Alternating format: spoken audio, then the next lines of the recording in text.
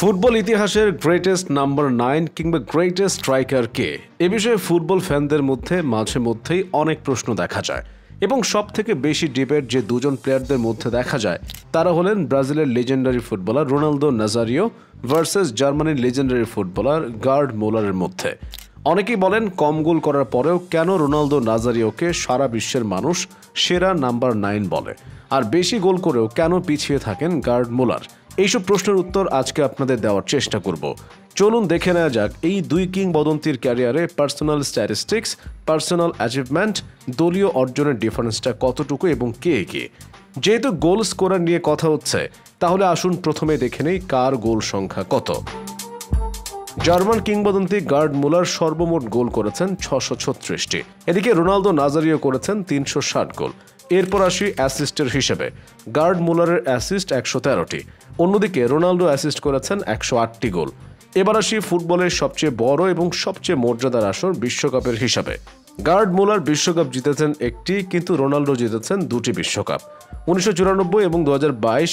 যদিও 1994 সালে তার খুব একটা খেলার সুযোগ হয়নি। মহাদেশীয় চ্যাম্পিয়নের হিসেবেও এগিয়ে রয়েছেন রোনালদো। গার্ড মুলার একবার ইউরো চ্যাম্পিয়ন হয়েছেন, অন্যদিকে রোনালদো দুবার কোপা আমেরিকা চ্যাম্পিয়ন হয়েছেন। চ্যাম্পিয়ন্স লিগ আবার এক ক্রাশ হতাশা বয়ে আনে রোনালদো নাজারিওর জন্য। সর্বজয়ী এই খেলোয়াড় একটিও চ্যাম্পিয়ন্স লিগ জিততে পারেননি, কিন্তু তার প্রতিদ্বন্দ্বী গার্ড মুলার জিতেছেন 3টি চ্যাম্পিয়ন্স লিগ শিরোপা। কিন্তু চ্যাম্পিয়ন্স লিগ বাদ দিলেও সব মিলিয়ে আবার বেশি শিরোপা আছে রোনালদো নাজারিওর। তিনি অর্জন করেছেন 18টি শিরোপা, অন্যদিকে গার্ড মুলারের ঝুলিতে রয়েছে 15টি। ফুটবলের ব্যক্তিগত অর্জনের কথা যদি বলেন, তাইলে সবচেয়ে বড় অর্জন ব্যালন ডিওর। এই জায়গাতেও এগিয়ে রয়েছেন রোনালদো নাজারিও। তিনি জিতেছেন 2টি ব্যালন ডিওর, অন্যদিকে জার্মান লিজেন্ড গার্ড মুলারের ঝুলিতে রয়েছে 1টি ব্যালন ডিওর। তবে ইউরোপিয়ান গোল্ডেন বুটে আবার এগিয়ে রয়েছেন মুলার। এই পুরস্কারটি তিনি পেয়েছেন 2বার, অন্যদিকে রোনালদো পেয়েছেন 1বার। বিভিন্ন প্রতিযোগিতায় গার্ড মুলার টপ স্কোরার হয়েছেন সব মিলিয়ে 17বার, কিন্তু এখানে রোনালদো পিছিয়ে আছেন অনেক বেশি। তিনি মাত্র 6বার টপ স্কোরার হওয়ার গৌরব অর্জন করেছেন।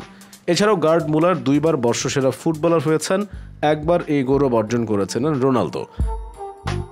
এখানে দেখা যায় বেশিরভাগ ক্ষেত্রেই গার্ড মুলার এগিয়ে, সেটা স্ট্যাটিস্টিক্যালি হোক কিংবা টিম অ্যাচিভমেন্টের ক্ষেত্রে হোক।